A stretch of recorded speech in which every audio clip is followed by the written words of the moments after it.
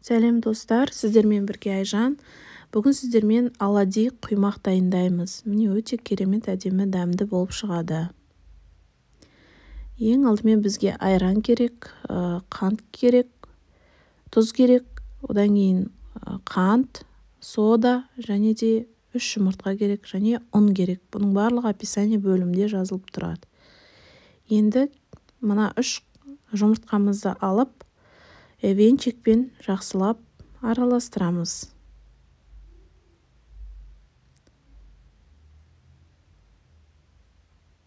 Венчикпен жақсылап араластырып аламыз.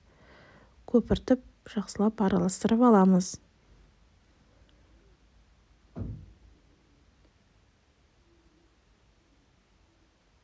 Мінекей осылай жақсылап араластырамыз.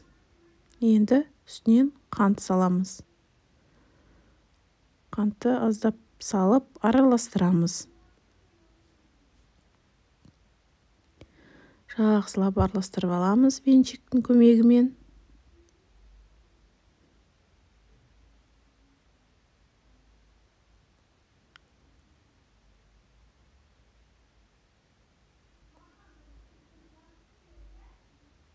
Араластырып аламыз. Енді келесі бізде тұзды сеуіп қоямыз. Оны да араластырып аламыз жақсылап.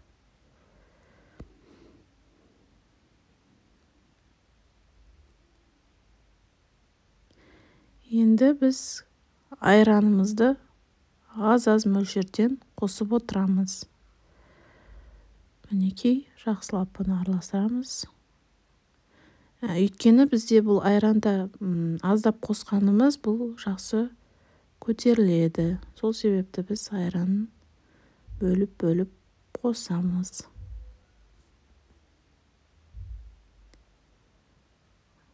Жақсылап араластырамыз.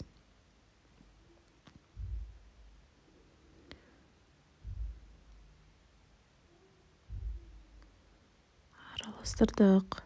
Мінекей осындай концентрация дейді ғой. Концентрация шығу керек. Мінекей сұйық болып. Енді келесіде біз ұнды қосатын боламыз. Ұнымызды алып, үккіштен өткізіп араластырамыз.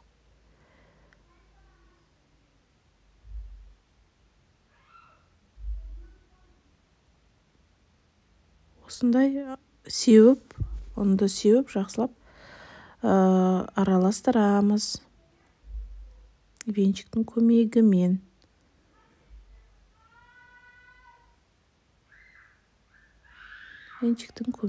Араластырамыз. Енді жақсылап комочки қалмас үшін осылай жақсылап араластырамыз. Оның түйіршіктері қалмас үшін. Ендігі кезекте біз соңғы бізде қалған, яғни соданы қосамыз. Соданы алып қосамыз. Жақсылап араластырып алдық. Мінекей осындай концентрация шығу керек. Оның жетпеуіне байланысты тағы да өздеріңіз көзмөлшермен көріп, онда себуге де болады. Мінекей жақсылап араластырып алдық. Бұл таңертеңгі асқа өте дәмді таңғы ас болады. Балаларыңызға берсеңіздер өте дәмді болады. Енді кезекте біз соданы қосамыз.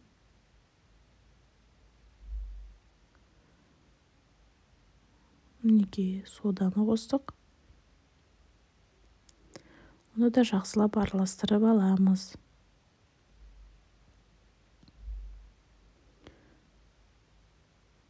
Көріп тұрғандарыңыздай араластырдық. Енді осы дайын болған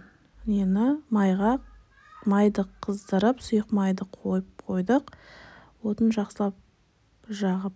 Енді осы мінекей дайын болған қамырымызды саламыз газға. Мінекей осындай бір қасықтың көлемінде жетеді. Салып шығамыз жақсылап.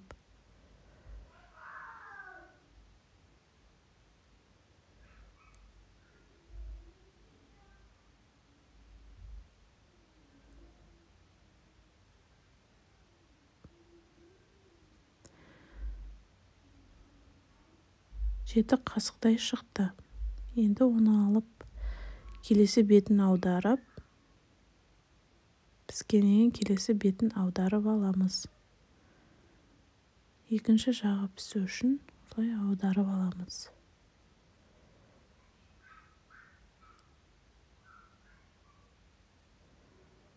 Лопаткамен аударып аламыз.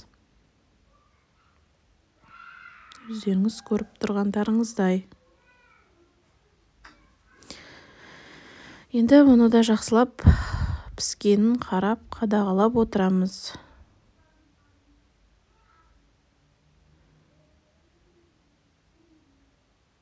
Дайын болған, міне, байқадық. Дайын болғандарын алып, дабадан шығарамыз.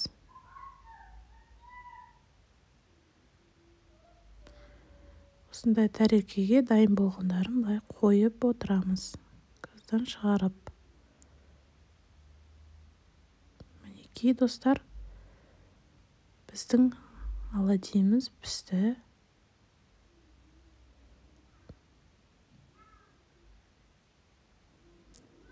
Таңғы асқа немесе түсте балаларыңыз жеп қояды. Өте дәмді болып шығады. Өздеріңіз де жасап көріңіздер осы рецептпен. Мінекей, мына жерде бізде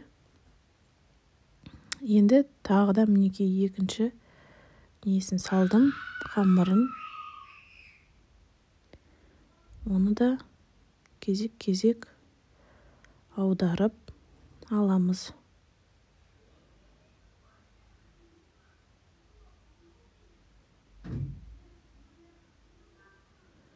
Асы кейбір жері күйіңкіреп кеткен, ештеңе қылмайды.